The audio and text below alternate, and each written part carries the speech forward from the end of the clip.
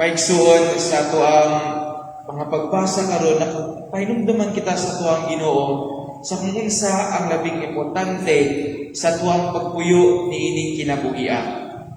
Maigsuon sa katapusan sa tong ebanghelyo karon mingon ug sa pagkakita ni Jesus nga mitubag siya sa nga maalamon, mingon siya kaniya, dili ka halayo sa gingharian sa Dios. Dili ka halayo sa gingharian sa Dios. Unsa may naka-trigger nganong mo kini ang tubag ni Jesus ngadto sa moong batid sa balaod.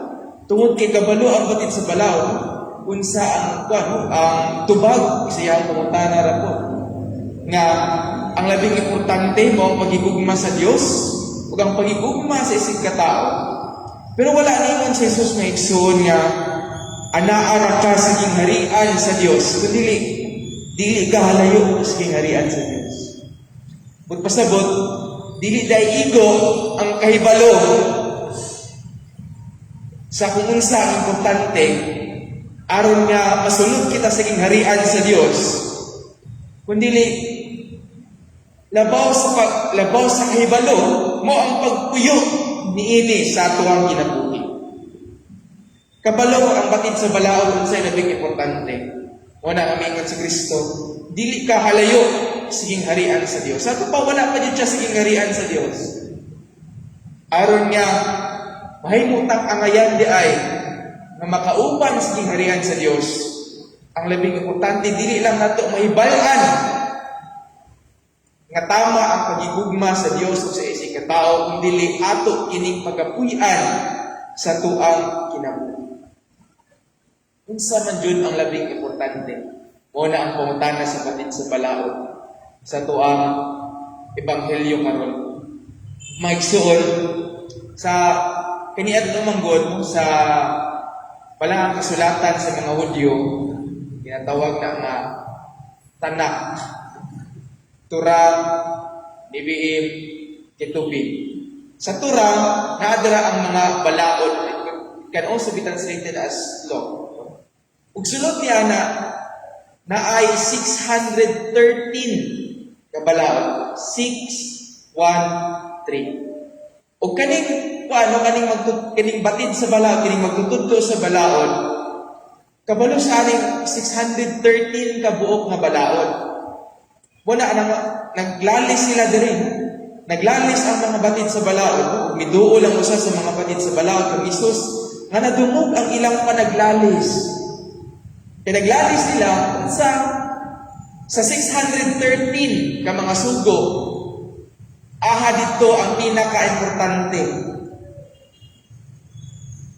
Ug si Jesus gipangutana pud niini, unsa mang sugua ang una sa tanan gyud Ginoo? Sa 613 Ginoo, unsa man yung pinakalabang nga sugo ato dito? Si Jesus itubag, ang una, higugmaon mo ang Ginoo nga imong Dios sa tibuok mong kasing-kasing, sa tibuok mong kalag, sa tibuok mong una-una, sa tibuok mong puso. Ang ikaduha, higugmaon mo ang imong silingan, ang imong isig katao, sama sa imong kaugalingon.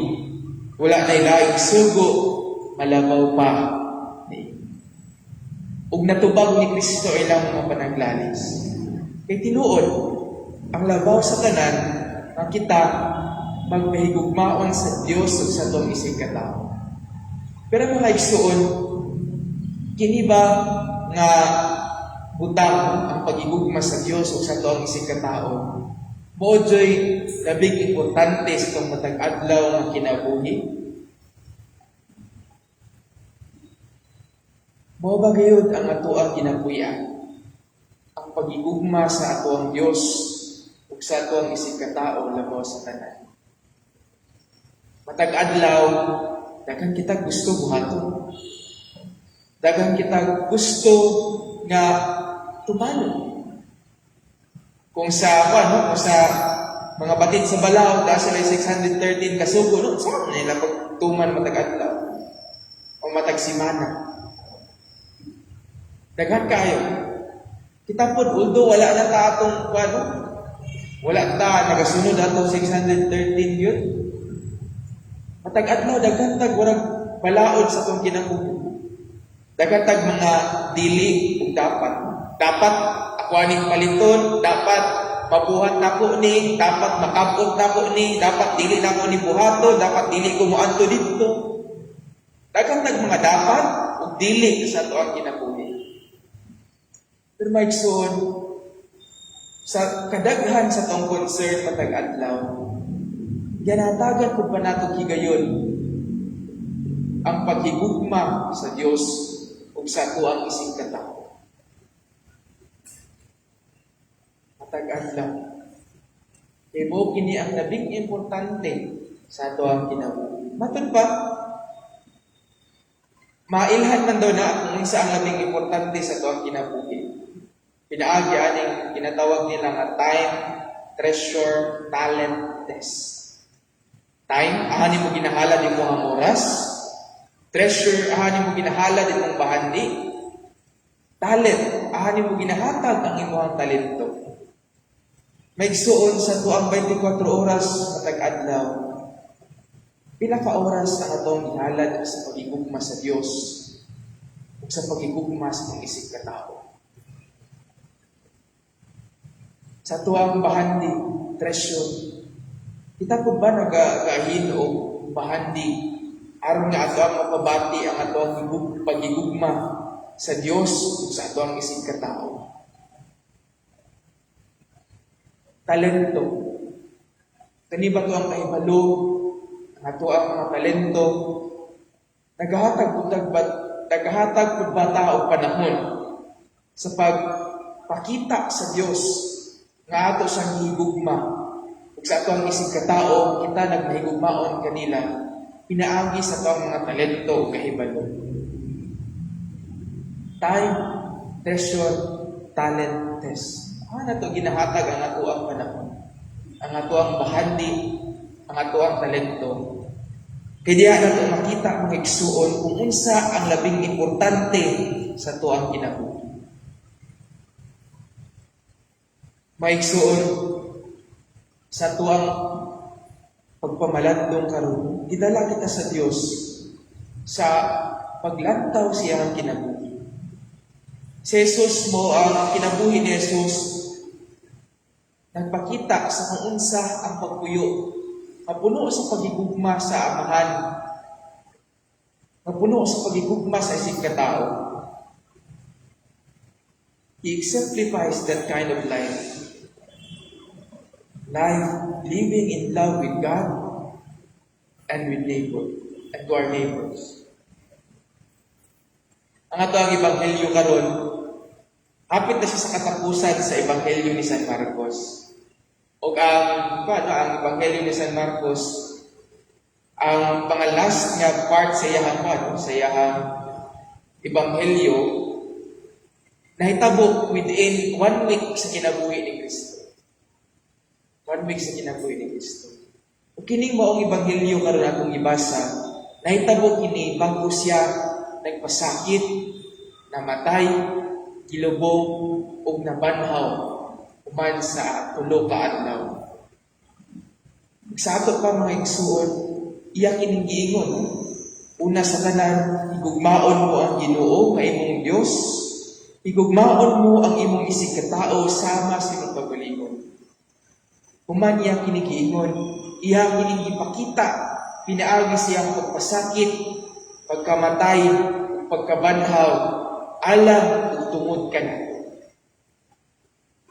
Ug maigsuon nagpakita kini sa kung unsa daay ang paagi aron nga kita magpuyo sa usa ka kinabuhi nga pakabuluhanon, nga adunay kahulugan. Dira lang dahil natanong sa pagpunta.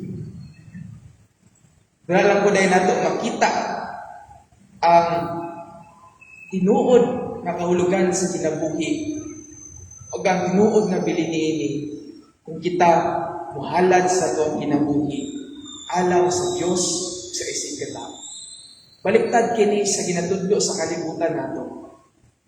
Kalibutan nato nagtudlo nga wala pag-agupon nimo ang tanan para sa imong kaugalingon. Nga it is safer to just love yourself.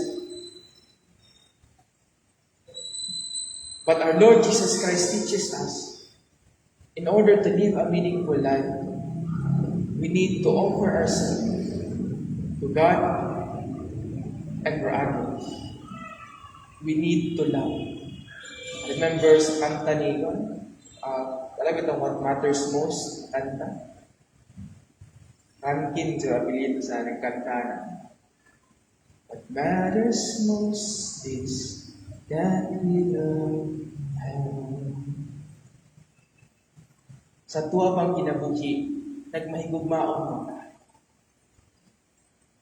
Nagmahigugmaon pa ta sa tuwang pamilya, sa tuwang mamahigala, sa tuwang isikata,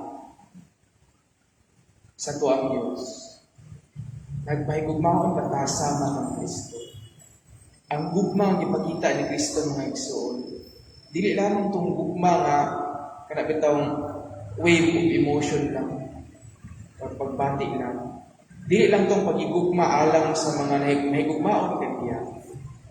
Ang gugma ni Kristo adunay gahom nga mahigugma sa mga lisod higugma. Ang gugma ni Jesus adunay gahom nga kaya mahigugma sa mga makasasala. Ito maigsoon ang gugma nga itong ihalad sa Diyos o sa itong isikatao. Sama sa gugma ni Jesus. Gugma nga mapasayloon. Gugma nga andam mo dawat sa mga lisod ni gugma. Aron nga mga igsoon, mamahimo kitang angayan. Sama nga mahisama sa ingarian sa Diyos. Ug ang mga pulong nga iyang giingon sa pagtudlo sa balaod at tuwa pauntang labuan, ingon siya, dili kahalayo sa kingharian sa Dios. Dili ta halayo sa kingharian sa Dios kung kabalota unsay labing importante. Ang pagigugma sa Dios o sa isikata. Pero mamahimo lamang kitang angayan na mupuyo sa kingharian sa Dios. Kung kini nga maong pangabutang tuwang pagkapuyan sa tuwang kinabuhi. Manindog